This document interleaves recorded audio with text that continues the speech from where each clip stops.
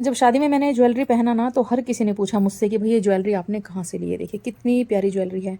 तो मैंने gold carry नहीं किया था क्योंकि भाई शादी ब्याह है प्लस ट्रैवल है, तो मैं आर्टिफिशियल ज्वेलरी ही लेकर गई थी सारी। तो ये मैंने पहने थे सगाई के दिन, और भाई हर कोई पूछ रहा था ये झुमकी कहाँ से ली, बिल्कुल लाइट वेट, पता ही नहीं चलेगा आपको, इतनी प्यारी है। कलर देखिए कितना प्यारा है इनका ये वाला। तो मैंने हल्दी की रस्म में भी यही पहनी थी क्योंकि मेरी साड़ी में ग्रीन कलर का वो था, थोड़ा फ्लावर टाइप। तो हल्का सा ग्रीन है, ये ग्रीन तो नहीं है, दूसरी शेड है ये, बिल्कुल इसके जैसा है ना, थोड़ा ब्लूइश है। तो ये बहुत अच्छा कॉम्प्लीमेंट कर रहे थे साड़ी के ऊपर, बहुत सुंदर और बिल्कुल लाइट वेट झुमकी है ये। तो काफ़ी सारे लोगों ने पूछा था, तो मैं इसलिए आज आपको दिखा रही हूँ ये ज्वेलरी। और आते आते एक प्रॉब्लम भी हुआ था, वो भी बताऊँगी। तो ये बहुत ही खूबसूरत सी ज्वेलरी मैंने जिनसे ली है उनका नंबर मैं आपको दे दूँगी, आप उनसे ज्वेलरी खरीद सकते हैं। साथ में मैंने लिए थे ये 2 बैंगल, जैसे मैं पहनती हूँ ना हाथ में ब्रेसलेट, देखिए ऐसे। ये तो गोल्ड का है, ये इसी तरह से आर्टिफिशियल है, लेकिन लुक में कोई जज नहीं कर पाएगा कि ये आर्टिफिशियल है। इतनी सुंदर ये बैंगल्स हैं, इतनी प्यारी कि आप इन्हें डेली वेयर में भी अलग अलग पहन सकते हैं। पर मैंने इनको रखा हुआ है ओकेजनली पहनने के लिए, तीज त्यौहार पर पहनती हूँ मैंने। बहुत सुंदर है, बहुत ही बढ़िया डिज़ाइन है। आप चाहे तो गोल्ड में भी ये डिज़ाइन बनवा सकते हैं ना, ब्यूटीफुल। इसके अलावा मैंने लिया था एक पेयर ये वाला, ये भी इयरिंग्स है। ये बहुत प्यारी इयरिंग्स है, बहुत सुंदर।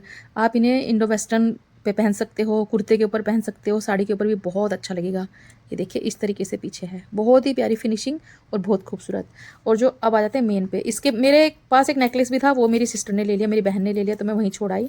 अब ये वाली जो मेरी झुमकी है ना, ये देखिए आप, ये मैंने पहनी थी बारात के दिन, और सब ने पूछा भाई कि ये कहाँ से ली। पहले तो सबको ये लग रहा था डिज़ाइन देख के कि ये गोल्ड की हैं, क्योंकि मेरे पास वास्तव में ऐसा गोल्ड का नेक पीस है जो मेरी मदर इन लॉ का है, जो होता है ना जो सास अपनी बहू को देती है, वो बिल्कुल ऐसा ही है डिट्टो। उसका जो इयरिंग्स है वो इयरिंग उसमें नहीं है, उसमें नेक पीस है, टीका है, जो बिल्कुल इसी तरह की मीनाकारी का है। देखिए कितना प्यारा वर्क है इसमें। और ये झुमकी थोड़ी सी हैवी है कंपेरेटिवली। तो ये झुमकी मेरी गुम हो गई थी शादी में, और मैं इतनी परेशान हो गई, इतनी परेशान कि मैं आपको क्या ही बताऊँ। पूरे मतलब मैंने घर पे यहाँ आने के बाद जो मेरे ज्वेलरी का बॉक्स था ये वाला, ये पूरा चेक किया, फिर ये वाला चेक किया, सब कुछ ढूंढा, पर मेरी ज्वेलरी नहीं मिली है। और मैं बहुत परेशान हो गई, मुझे लगा भाई गई ये तो क्या हुआ कि 1 डेढ़ हफ्ता हो गया मुझे छुट्टी से आए हुए, और मैं लगातार इन्हें ढूंढ रही थी। मैंने अपने सारे ब्रीफकेस खोल लिए, सब कुछ खोल लिया, बट भाई ये मुझे कहीं नहीं मिली। लुक एट द ब्यूटी, कितनी प्यारी हैं ये, बहुत खूबसूरत हैं। आपसे हर कोई पूछेगा जब आप इन्हें पहनेंगे कि कहाँ से ली। तो हुआ क्या, 10 से 12 दिन हो गए जब कहीं नहीं मिली, और फाइनली मैंने हार मान ली, और मैंने सोच लिया कि कोई बात नहीं, जिसकी किस्मत में थी उसको मिल गई होगी, छोड़ दो, जाने दो। तो मैं निश्चिंत होकर बैठ गई, बट बैक ऑफ माइंड मेरे चलता था कि मेरी प्यारी सी झुमकी कहाँ चली गई। होता ही है, अपनी ज्वेलरी से प्यार होता ही है, मुझे तो बहुत है, बहुत प्यार से रखती भी हूँ मैं। तो एक दिन मैं अपनी टेबल की क्लीनिंग कर रही थी, तो वहाँ टेबल के नीचे ये वाला बटुआ रखा हुआ था, हमारे यहाँ से बटुआ ही कहते हैं। अब ये बटुआ ना तो मेरा है, ना ये मेरे घर में किसी का है, किसी का भी नहीं है। मैंने अपने घर में वीडियो कॉल कर करके फ़ोटो दे भेज भेज के सबसे पूछा है किसका है, सबने मना कर दिया कि ये हमारा नहीं है, ना ये मेरा है। और मुझे ये दोनों झुमकी इसके अंदर मिली रखी हुई। तो ये इसके अंदर रखी हुई थी, और ये बटुआ रखा हुआ था मेरी बाहर डाइनिंग टेबल, जो मेरी बाहर कॉफ़ी टेबल है ना, उस कॉफ़ी टेबल के नीचे ये मेरा बटुआ रखा हुआ था। तो एक दिन जब मैं क्लीनिंग कर रही थी तो मैंने इसको उठाया, मैंने कहा इसमें क्या है, और जब मैंने इसको खोला तो अबाउट 15 से 20 दिन के बाद, छुट्टी से आने के बाद जब मैंने इसे खोला तो इसमें झुमकी थी। Guys I can't tell you मुझे कितना अच्छा लगा। और मुझे वास्तव में नहीं पता कि ये बटुआ किसका है, कहाँ से आया, कब आया, किसका है, किससे मैंने लिया, आई हैव नो आइडिया। मैंने सबसे पूछा, मेरी बहन से, दोनों भाभीियों से, मम्मी से, सबसे पूछा मैंने, तो सबने बोला हमें नहीं पता, ये बटुआ हमारा नहीं है। अब ये चमत्कार है या क्या है, आई डोंट नो। या तो ये हो सकता है कि भाई मैं भूल गई हूँ, मुझे याद नहीं है, बट मेरे लिए तो ये मिरेकल ही है कि ये बेशक नकली झुमकी हो, बट मेरे लिए बहुत बहुत ज़्यादा इंपॉर्टेंट है। मुझे बहुत पसंद है ये, और बहुत मतलब मेरी हर चीज़ मुझे बहुत अच्छी लगती है। कोई भी चीज़ चाहे वो कितनी भी छोटी क्यों ना, अगर वो गुम हो जाए तो तकलीफ होती है। तो ये मिरेकल हुआ भाई मेरे साथ, और ये मेरी ज्वेलरी मिल गई। आपको इनमें से कोई भी ज्वेलरी चाहिए तो दिए गए नंबर पे कॉल कर लीजिएगा, आपको ज्वेलरी मिल जाएगी 100%। आप ये ज्वेलरी खरीद सकते हैं, कोई भी शिकायत आपको नहीं मिलेगी, नेहा की गारंटी है। तो चलिए जी, गारंटी तो हो गई। उसके बाद ना मैं शाम को मेरी बेटी के साथ किसी काम से बाहर आई थी, और जब मैं आई तो मैं इस पेड़ के नीचे अपनी स्कूटी खड़ी हुई थी, तो मैंने देखा अचानक से ना एक छोटा सा मुझे ये फल दिखाई दिया, जो मैंने कल फेसबुक पे भी पूछा था कि ये क्या है।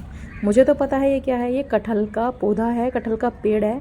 मुझे नेचर से बहुत ज़्यादा लगाव है, मैं हर पौधे को पहचान लेती हूँ, हर फल की पहचान है मुझे। तो ये मुझे बहुत अच्छा लगा, तो मैंने इसको कैप्चर किया। बाय द वे नया साल भी आ रहा है, तो बच्चों ने बोला मम्मा इस बार साग नहीं बनाया, और देखिए मैं बैठी कैसे हूँ, क्योंकि मुझे साग काटना था। मेरे एक पैर में इशू है ना, तो मैं ज़्यादा देर तक पैरों को फोल्ड करके नहीं बैठ सकती, मुझे दिक्कत होने लग जाती है, और मेरे पैर में दर्द हो जाता है, स्वेलिंग भी बहुत ज़्यादा हो जाती है। इस टाइम पर तो बहुत ही ज़्यादा स्वेलिंग आई हुई है। दरअसल जो नए लोग हैं उनके लिए बता रही हूँ, पुराने लोगों को तो पता है। मेरा एक्सीडेंट हुआ था 2019 में, सीवियर एक्सीडेंट था, बहुत ज़्यादा प्रॉब्लम हुई थी। 4 मंथ्स के लिए मैं बेड रेस्ट पे थी, और वहीं से ही मेरी लाइफ में ये सब चेंज आए थे बिज़नेस वगैरह करने के, क्योंकि 4 मंथ्स मैंने बेड पे बिताया और मुझे कुछ भी समझ नहीं आ रहा था। लाइफ एकदम ख़त्म टाइप हो गई थी, क्योंकि हस्बैंड घर आते थे तो ही मैं उठती थी, वही उठाते थे। खुद से 4 महीने के लिए लाइफ ऐसी हो गई थी कि बस फ्रीज टाइप एकदम। फिर मैंने अपने आप को वापस से पुश किया और फिर मैं ट्रैक पे आई धीरे धीरे। तो लाइफ टाइम इश्यूज़ है मेरे पैरों में, इसलिए पैरों को बैंड करके बैठना, थोड़ा वॉक करना, रनिंग करना, ये मुझसे नहीं होता। बाय द वे मैं साग बना रही हूँ, जिसके लिए मैंने 500 ग्राम ली है सरसों, 200 ग्राम पालक और 200 ग्राम मैंने मेथी ली है। मुझे मेथी का फ्लेवर अच्छा लगता है बहुत ज़्यादा, तो आप इस प्रोपोर्शन से बना सकते हो, बहुत स्वाद बनेगा। सारी चीज़ों को धोकर कट कर लें, फिर कुकर में डालें, फिर खूब सारी हरी मिर्ची डालें, नमक डालें, लहसुन अदरक डालें। अगर आपको लहसुन पसंद नहीं है तो उसे हटा दें और पानी ना डालें, और फुल फ्लेम पर 2 से 3 सीटी लगा दें। उसके बाद कुकर को तिरछा करके देखें। अगर आपको पानी ज़्यादा महसूस हो रहा है तो पानी निकाल दें। अगर पानी कम है तो आप इस तरीके से इसे मैश कर लें। ट्रेडिशनली ये घोटने से घोटा जाता है, मेरे पास घोटना नहीं है तो मैं मथनी या फिर ये जो पाव भाजी मैशर होता है इससे मैश करती हूँ। मेरे पास जो घोटना है ना वो बहुत छोटू सा है, वो मिल भी नहीं रहा कहाँ है, तो आप इस तरीके से भी मैश कर सकते हैं। कई लोगों को मैंने मिक्सी में साग बनाते हुए देखा है, लेकिन नहीं, आप ऐसे बनाना, बहुत ही बढ़िया स्वाद आएगा। मिट्टी की हंडी अगर है बड़ी सी तो उसमें बनाओगे तो बहुत कमाल का फ्लेवर आएगा। तो कुकर में मैं तो जनरली बनाती हूँ। तो जब ये अच्छे से मैश हो जाए तब थोड़ा सा पानी डालें और फ्लेम को लो कर दें। आप एक कटोरी ले लें, उसमें पानी ले लें और 3 से 4 चम्मच मक्के का आटा और 1 चम्मच गेहूं का आटा ज़रूर डालें, और हींग डालें बढ़िया फ्लेवर का, और चिली फ्लेक्स ज़रूर डालें। यहाँ पर कुटी हुई मिर्चें ज़रूर डालिएगा। घर में कुटी हुई मिर्चें जो होती हैं उनका स्वाद भाई साहब बहुत बढ़िया आता है इसमें। कुछ लोग यहाँ पर बेसन से भी आलन लगाते हैं, हमारे यहाँ से आलन लगाना बोलते हैं। और इसके बिना अगर आप साग बनाओगे तो साग पानी छोड़ेगा, बढ़िया नहीं बनेगा। तो कंपलसरी होता है मक्के के आटे का आलन लगाना। और थोड़ा सा टेस्ट चेंज करने के लिए, साग को बहुत बढ़िया टेक्सचर देने के लिए 1 चम्मच गेहूं का आटा ज़रूर डालें और अच्छे से मिलाकर सारी गुठलियाँ फोड़कर तब साग में ऐड करें, और ज़रूरत के हिसाब से पानी डालें और फिर इसे धीमी आंच पर तकरीबन 10 से 12 मिनट पकने दें। इस पे ना पकते पकते मलाई जैसी जम जाती है, तब तक पकाएं इसे। तो कढ़ी और साग जितना अच्छा पकेगा उतना स्वाद ज़्यादा आता है। अब साग तो बन रहा है, अब कुछ लोग साग ऐसे ही खा लेते हैं, लेकिन मैं इसमें एक छोंक लगाती हूँ जो साग का स्वाद बहुत बढ़िया बना देता है। तो खूब सारा प्याज ले लें, लहसुन ले लें, अगर आप खाते हैं तो लहसुन ज़रूर लीजिएगा। साग में लहसुन का स्वाद बहुत अच्छा आता है। आपको एक बात बताऊँ, मैं शादी से पहले हमारे यहाँ प्याज भी नहीं खाया जाता था, पर चूंकि मेरी शादी एक ऐसे बंदे से हुई, एक ऐसे व्यक्ति से हुई जो ऐसे फील्ड में है जहाँ पर ये प्याज लहसुन खाना नॉर्मल है। आपकी लाइफ इनके बिना अधूरी है। आप कहीं भी जाओगे किसी भी इवेंट में, आपको ये खाना ही पड़ेगा। कई बार परिस्थिति ऐसी हो जाती थी कि हम बिना खाना खाए आते थे, लेकिन कब तक। तो बस अपने आप को थोड़ा सा हटाकर हमने ये प्याज लहसुन खाना शुरू किया। पहले हम लोग नहीं खाते थे, इवन मेरे ससुराल में तो आज भी यूज़ नहीं होता है। तो मैंने लहसुन काट लिया, प्याज कट कर ली, और अब ले लिया है मैंने टमाटर। अब बच्चे बड़े हो गए हैं, बच्चे गार्लिक ब्रेड बना दो, पिज़्ज़ा बना दो, ऐसी जिद भी करते हैं, तो क्या करें, बनाना पड़ता है। तो अब क्या करेंगे, लेकिन सबकी अपनी अपनी चॉइस है। यहाँ पर मैं किसी को ये नहीं कह रही हूँ कि आप प्याज लहसुन खाओ, आप नहीं खाते तो बिल्कुल मत खाइए, और आप खाते हैं तो बिल्कुल मत छोड़िए, आपकी मर्जी है। तो प्याज टमाटर कट कर लिए हैं। कढ़ाई में शुद्ध घी डालेंगे बहुत सारा, जीरा डालेंगे, बारीक कटा लहसुन, सूखी लाल मिर्च डालेंगे, और लहसुन को सुनहरा होने के बाद प्याज ऐड कर देंगे और प्याज को भी सुनहरा भूनेंगे। इसमें प्याज की भुनाई आपको गोल्डन ही करनी है, तभी स्वाद अच्छा आएगा।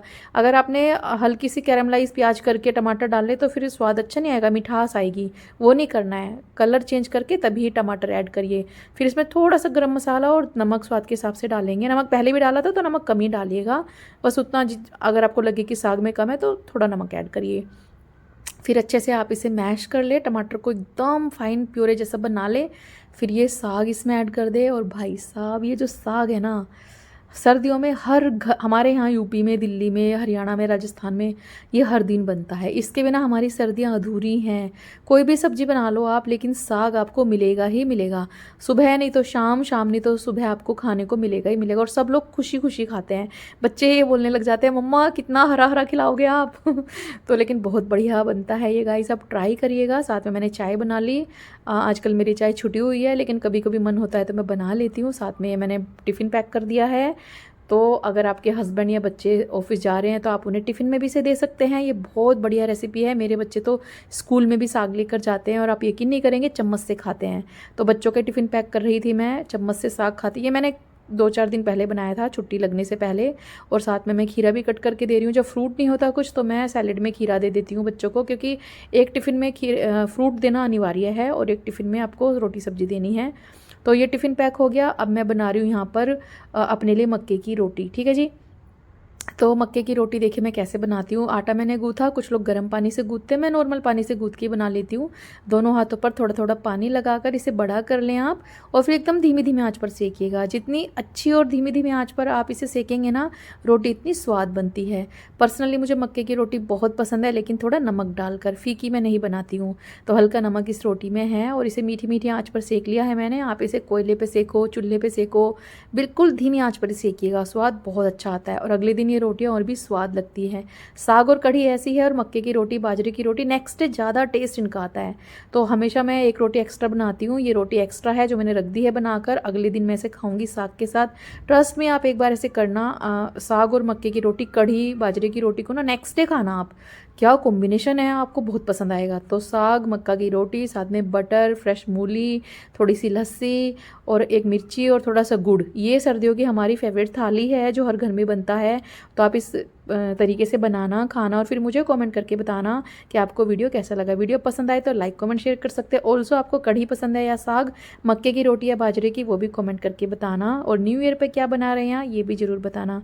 वीडियो पसंद आए तो लाइक कमेंट शेयर करना और नहीं पसंद आए तो डिसलाइक कर सकते हैं। चलिए मिलते हैं अगली एक और वीडियो में, तब तक के लिए bye bye, take care, happy new year in advance.